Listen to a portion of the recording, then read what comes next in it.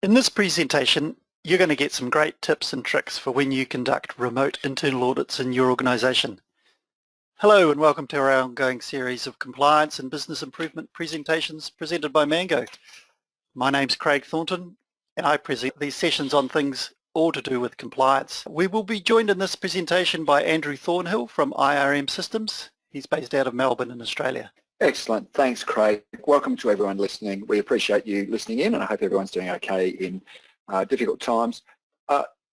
We'll run through today's kind of content shortly. I'll just introduce this slide here on our blog, IRM Systems blog, and our YouTube page. We've got a whole lot of content around internal audit processes if you were planning and conducting a normal site-based internal audit. So rather than repeat too much of that content today, if you want to brush up on anything, go back and look at some of those kind of videos for you.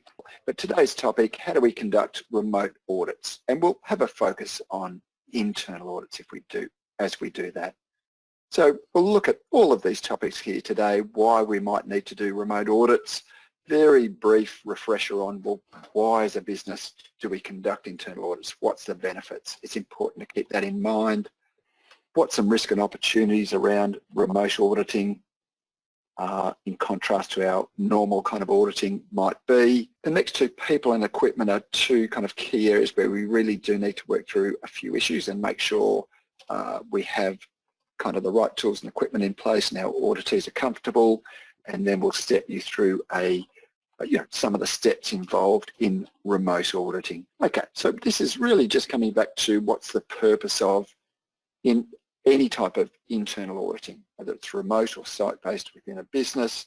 Just as a bit of a refresher, yes, we audit as a business to verify our processes are implemented as planned, and from an environmental safety perspective that aspects and hazards and risks are managed as planned, as well as, I've got the word outcomes there, that yes, we not only audit the process and procedures, but we want to also make sure the outcome is what we want. Are we providing a safe workplace? Are we managing environmental impacts? Is our product or service meeting customer needs as well? Audits can be really useful in identifying any gaps and improving and improvement opportunities in those kind of areas. Probably the main point here is there's no change in if we now need to look at options for doing remote audits, we're doing it for the same business reasons and the same business benefits. Why remote audit? What's some of the reasons we might do that? Obviously the current situation is a good example, for better or for worse. Where sites are locked down, well, can we continue with our internal audit program? So remote auditing is obviously an option that may allow us to do that, as well as any other site access issues. Yes, if we've got, every business I've ever been to has always got a limited budget for internal audit programs, so they can be cost effective, and one issue we'll talk about a little bit later is, could we get better outcomes from our audit program if we planned and scheduled some critical audits on site but actually used remote auditing and the reduced cost to more frequently audit sites that are geographically dispersed or cost a lot to travel to, or that sites that we, if we're a water body, for example, in a large state like Western Australia or Queensland, if we've got hundreds of sites, well, yes, we might be able to increase the frequency at which we actually visit some of these sites. Another opportunity with remote audits too is to conduct a very responsive audit. So if we've got a site quite some way away from where you as the auditor is based and there's been an incident or safety near misses or performance is dropping away some way, or maybe we could organise a remote audit around the related safe work procedures. Just, it allows you, there's a timeliness, responsiveness benefit there. Starting with planning and preparing for a remote audit. And anyone I've ever done any training with in the past, or if you watch my videos, you'll see even on a normal audit that we are planning where we can visit site, I tend to get on my high horse about this, that planning and preparing for the audit is really the key to a successful audit, one that offers your business real value. And there's a big difference between, if we're planned and prepared, we understand the processes or the safe work procedures we're meant to be auditing, what some of the hazards and risks are, perhaps what some of the related compliance obligations are, and even a little bit about the operational processes and what that team do on site. That's going to be a much more effective audit than turning up and we've got no idea of any of that, you know, the latter case is clearly not going to be an effective audit. So that kind of pre-planning preparedness, getting an understanding of the site and what the team do there and their hazards, etc., is, I would emphasise, more important in a remote audit than when you can actually be on site. Some of the things we need to work through in our planning and preparing for the audit is talking to the auditees about the kind of tools, software, systems we want to use to conduct the remote audit, even some of the equipment they have on site. If I'm not going to be able to physically visually observe with my own eyes, well, yes, a little bit more planning around what plant and equipment's on site even. Yes, in terms of our audit planning, we're going to need to know the roles and responsibility and who's doing what on site so we can plan for a remote audit. You've got to do that with a normal audit, but even more important in a remote audit. Arrangements and agreements around information security, even more important again. So if we are, depending on what remote audit methodology and tools we're going to use, well, if, say for example, I'm auditing Craig today, if he's going to send me some documents afterwards, or I'm going to view them via a share screen mechanism, or even if we're going to record a component of the audit, well, what happens with that electronic documentation, and what's the rules around an agreement around information security? Given there's additional technology used, that is definitely worth working through prior to your audit. I put in the word audit objective here too. That's fundamental for each and every specific audit we do. We should be very clear on what the audit objective is. As an example, to verify storage and handling of chemicals is consistent with the safe work procedure, the related safe work procedure, something like that. Now, what I'm trying to emphasise here, on a normal audit, it's important to be clear on that. In a remote audit, it's even more important and probably worth asking yourself in consultation with the auditees, well, if that's our objective, is it actually achievable via a remote audit methods? Because yes, there can be obviously some limitations, or the remote audit objective may influence what kind of tools and software and equipment you attempt to use in your remote audit as well. The second dot point there, a physical audit plan, the kind of document we send to the auditees ahead of time, even on a normal audit, I really think is more critical than normal, given we can't be in the same room as the auditees. You know, we need to be very, very clear about what audit criteria or requirements. So what are we actually auditing against on the day? By personnel, so who do we need to interview? When do they need to be available? Even in a normal audit, those last 2 points are important. But yes, if I really need to speak to the maintenance manager on a remote audit at 11 a.m, I need to make sure all parties are very clear. One thing I do emphasise in even audit training for normal audits, it's actually the auditor's responsibility to keep things on time as well. If prior to 11 a.m, when I need to audit the maintenance manager, I've got a verbose auditee or someone who goes off track, I need to manage that and make sure that I'm ready for that next appointment. There's, in remote audits, if someone's sitting there waiting for you to kind of log into the system and start connecting with them and nothing's happening, they may well just assume, well, nothing's happening, and the audit can fall over very easily at that point. Even in your audit plan, be clear about what activities you might need to observe, more so than on a normal audit, what documentation, evidence or records you might need to see. So organisations, when it's a normal audit, have different approaches. Some like to say, well, when I come to site, I'm going to need to see the safe work procedures, the environmental plan, I'm going to need to see your records of, you know, your site safety walks, and tend to coach their auditees on what they might need to see on a normal audit. Others don't, and that's a bit of a choice. You may just hope they can produce that evidence on the day. I think there's an argument with the remote audit to perhaps be a little bit clearer about, what evidence you need to see, and give them a chance to pre-prepare it beforehand. Last question's important too, is even prior to the audit, some kind of agreement with the main contact person from the auditee's perspective. Well, if we can't view some of the information and evidence, or we can't interview someone we wanted to interview, well, how can we address that and deal with that after the audit?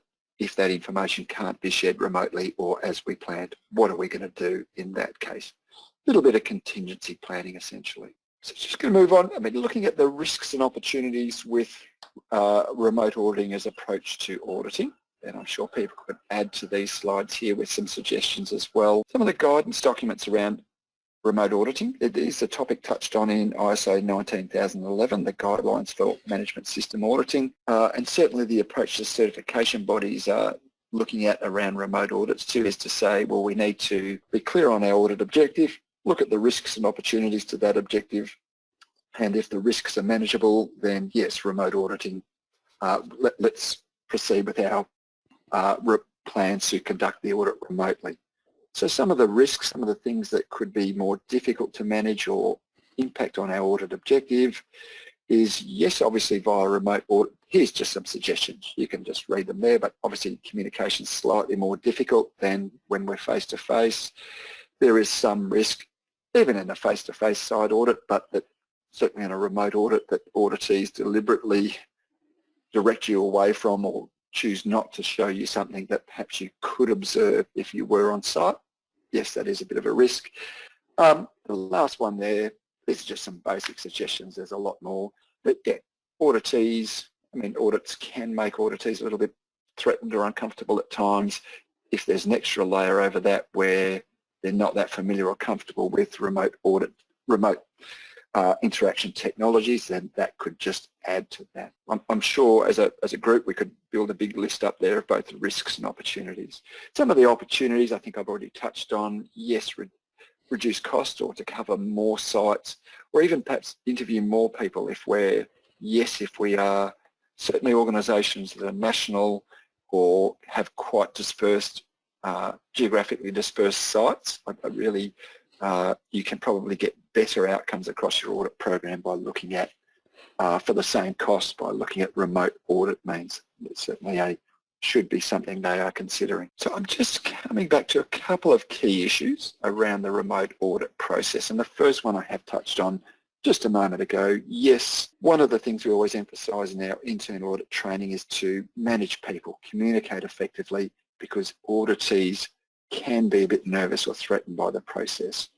I'm sure we've all been in that situation where we're both the auditor, but then when we're the auditee and someone suddenly, you might be really comfortable with what your job is and how you do it and how well you're performing, but as soon as someone says it's an audit, it can make people a little bit nervous, if you like. We always advocate in auditor training is, take time to put people at ease. Break the ice. Other techniques for putting people at ease, you can look back at the video. We've got some videos on our YouTube page about that, but simple things, re-explaining the objective. We're out here to audit the system and the processes, not to find fault with people, letting them know how audit findings are dealt with, that it's not the end of the world, or you don't lose your operating licence to get a non-conformance. Things like that can help if auditees understand the process, they tend to get a little bit more comfortable with it. The middle dot point's quite interesting and important because I have seen very, very skilled auditors who've got really good perceptive kind of people skills. It's really saying the second point is really saying most people don't stick up their hand and say, hey, Mr. or Mrs. Auditor, I'm really nervous and uncomfortable. They tend to show it through their non-verbal communication. And that's where a skilled auditor, if they start to get a bit of a gut feel that this person's not that comfortable, and without being over the top, take some preemptive steps to just try and reinforce what we're doing and make the auditees more comfortable as well. Again, look at the videos for some additional strategies around there. As well as the second part of that second dot point is quite important. Yes, there is potential for given we're conducting this audit remotely, the auditees can't just ask you to clarify something face-to-face. We're using remote audit technologies. Yes, that could increase their unease if we're not careful. So we need to plan and prepare, have some strategies around that, take a little bit more time to communicate the audit objective and what we're doing and why we're doing it, basically. Okay, I think that's a really important point. Now, equipment, yes, is really important. From having a discussion with Craig shortly prior to the webinar, I mean, one personal reflection is I do see organisations and people within the organisations are perhaps more comfortable and familiar with the kind of webinar technologies, screen sharing technologies, things like that than they were 3, 4, 5 years ago. I had just on Wednesday completed a remote audit with a engineering consultancy that's got offices all around Australia. It went very, very smoothly. The project managers just speaking to different project managers at different times, they were all very comfortable with the technology. That point I made earlier about time management, even leaving a break between what you don't want to be trying to sign off with one project manager at 10:29 and then trying to log in and be speaking to the next project manager at 10:30. You need a bit more of a gap than normal. But the point I'm trying to make is, yeah, people are seem to be more comfortable, at least anecdotally, with some of the technology. That same company I tried to audit remotely about 3 or 4 years ago, and it got cancelled after 5 minutes because they just couldn't get it going at their end. Okay, so yes, really important point around planning for our remote audit, and by equipment I mean the tools and the software, the video cameras, whatever you think we need to use. We need to plan that out carefully. So what tools do we need, and test them at both ends. There's nothing worse than we've scheduled this 10:30 appointment with the maintenance manager, and one of the auditor or the maintenance manager can't get the web conferencing software we're trying to use working. It really does kill the audit straight away. So yes, I think the first 2 dot points come in there. What tools are we going to use? Let's test them at both ends is really important, and let's make sure there's user training. We can't just, if someone's managing a water treatment plant and use of this technology is not their kind of core skill set, well, we need some user training if this audit is going to be effective. Now, in our normal audits, we really encourage, if you want to I'll emphasise the importance of planning and preparedness, and part of that is getting an understanding of the criteria or the requirements you're auditing. And even prior to the audit, really good auditors start to work their way through and say, well, what type of evidence might be available to demonstrate conformance to that criteria? So if it's a chemical storage procedure, or if it's an audit against ISO 45001, what kind of evidence might the auditee have for a specific requirement? For example, for action on risk and opportunities as one example. By thinking that through, we can then start to say, well, what's going to be, so a standard forms of evidence we're looking for is either interviewing people, making observations, or looking through documents and records are our key sources of audit evidence or objective evidence in any type of audit. And what we're really saying is the third dot point, that kind of pre-planning, what evidence might be available to meet this requirement or demonstrate this requirement, and how might, if that's the type of evidence that's available, to give you a practical example, under 45001, if there's a requirement in the planning clause that planning section around identification of hazards and risks, or what might be the typical output. And as a next step for really good planning, and it's more important, is, well, what remote auditing technology would we use, or do the auditees have that would enable them to demonstrate that? So it might be screen sharing, for example, or maybe they could demonstrate it just by interview. Or do we need to use a video or a webcam so we can actually see things as well? Okay, that kind of step is a high level of audit planning, but I can't emphasise enough that in remote audits, it's even more important. You don't want to suddenly move on to the next requirement in your procedure and they haven't got any way of demonstrating it to you through the technology. That's what we're trying to avoid. Yes, we want to confirm, we don't want to just assume that they've got access to a webcam or any of this technology. We need to double check that. Internet reliability, yes, particularly at remote sites. We just want to double check that, not make assumptions. One thing I've noticed this week, I've done 2 remote audits. I mentioned one with that engineering consultancy and another one was with an infrastructure provider. Yes, they both had reasonable internet coverage, but given the demand on the internet at the moment, when they went to go into their web conferencing software, they were having a few issues with that infrastructure provider, but they finally got there. So it wasn't quite as reliable. There's high demand at the moment, obviously. Yep.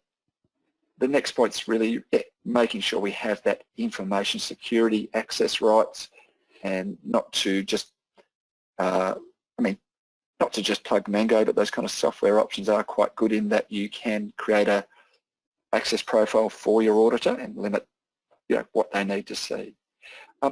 The last dot point, yes, really important. I have given the example of chemical storage and handling. If that's the safe work procedure, we need to audit, and we want to move on from just seeing records and documentary evidence. We probably need to go and view some of those chemical storage areas and see how things are actually stored. What is the outcome? Are they stored properly? Is anything leaking, etc., etc.? Now, this probably comes back to our audit planning, but if we do need to view operational areas, we're obviously going to have to think about what equipment and technology we're going to use to achieve that. Again, all of those things above apply. It should be tested, etc., etc. Now, with the audit process itself, I'll step you through a remote audit process, but just some of our standard auditing approaches, if anything, we need to be a little bit more formal. Our audit planning and audit plan, I've already mentioned, I won't go back through those, but some of our formalities, which you can be relatively informal on a site audit when you already know everyone, you're auditing the team you work with, etc. Well, in a remote audit, we probably need to go the other way, be a little bit more formal about things like formal communication opportunities, opening and closing meetings, clear timeframes and breaks, things like that. A site tour, yes, personally I tend to, particularly for environment safety, even quality audits, ask for a bit of a site tour if I am on site doing an audit fairly early on in the process. They're very valuable. You can see some of what's happening well or not so well and what plant and equipment's being used and who's on site, things like that. Again, still good practice in a remote audit, but yes, work out through what means are you going to do that. Yes, really emphasising the communication there on the last point is, yes, if we're working as part of an audit team, we need to communicate, update each other more regularly than a normal audit in a remote audit. As well as, yes, when I do site audits, I tend to, you want to debrief auditees, let them know how everything's going. They'll be interested in that. Well, we do probably more of that. And also with our key contact person on site, if we have that arrangement where we say, if there's any actionable findings, we'll raise them with perhaps the safety manager in the first instance and then communicate it to them. I think those formal communication channels with a key contact are more important in a remote audit. Okay. Now, some things about the remote audit process itself. One of our videos on our YouTube page is about what kind of questions can you ask in an audit. Different styles of questions can be used when we're interviewing people to both put the auditees at ease, but also to uncover the information and evidence that we need to see. One of those question types was, or two of them were reflective and clarifying questions. Now, in a remote audit, because we're not in the same room as the auditees, they're really more important than normal. Now, the purpose of a reflective or clarifying question is to really start our next question with a statement that reconfirms what we've heard in the auditee's response to the previous question. Now, auditees really like these questions because if Craig is interviewing me now, it signals to me that, oh yes, Craig understands what I've just told him.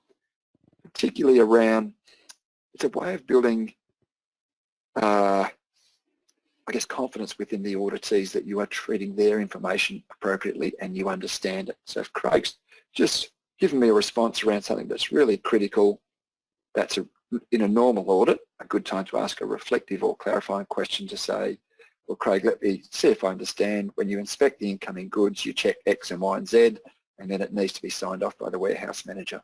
And then I go into my new question. It also gives the auditees a chance to say, well, hang on, Andrew, you haven't, no, we don't always check X, Y, and Z. Some days we need to apply a different checklist instead. So it allows them to, shows them you're listening, it shows them your understanding, and at critical points, it gives them the opportunity to confirm that you understand things correctly. So yeah, the big tip is there. I would probably ask a few more of those than in a normal audit. Yes, take extra time to confirm and communicate findings and any action required, particularly if there's any non-conformance findings. There's always a risk in a normal audit that we go back and the auditees say, oh, I didn't realise we had to take action on that. Obviously, there's an increased chance of that during a remote audit. A tip for remote audits in the next dot point is when you're writing your report, be a little bit clearer about, well, what was the evidence? Who were you interviewing? what was the document or record or email that demonstrated conformance or non-conformance. It's not a bad way to write an audit report anyway, but yes, in a remote audit, I think there's an argument to say it's important to be a little bit clearer, because that audit report becomes your key record of the audit immediately and into the future as well. So if Craig's got to conduct the same audit in 12 months' time and there's nothing recorded about how I determine conformance or non-conformance, it's going to be more difficult. Okay.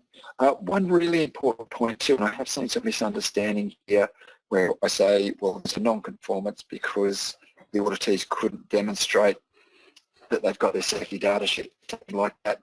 If the underlying reason is because of a failure of the remote auditing tools, that really shouldn't be an NCR. You've got two choices. I think it's better to actually state, well, couldn't determine conformance or non-conformance with this requirement because of this reason, or to ask them to send you additional evidence after the audit. We can't really blame a failure of the remote auditing tools as a reason for why they couldn't demonstrate conformance, because perhaps they could have if those tools were working properly. Now we're going to move on to Q&A shortly. I just wanted to highlight that yes, ISO 9011, which is a guidance standard, it can't be audited against or anything like that. Not a bad standard. A lot of the internal auditor training you can do out there with the different certification bodies is based on that, and even lead auditor training is based on that anyway. But yes, for your reference, that does have some guidance around remote audits. I'm also just referring there to a recent blog by John Watt, who's one of the Mango partners in Christchurch. Very recent one, and particularly his tips around people and equipment are worth having a look at if, it's really re-emphasising what we're talking about today. Thanks, Andrew. That's fantastic. That's you've packed in a lot of stuff there in 30 minutes. Brilliant. If you enjoyed this video, why not click on this link here and enjoy some more of Andrew's internal auditor training.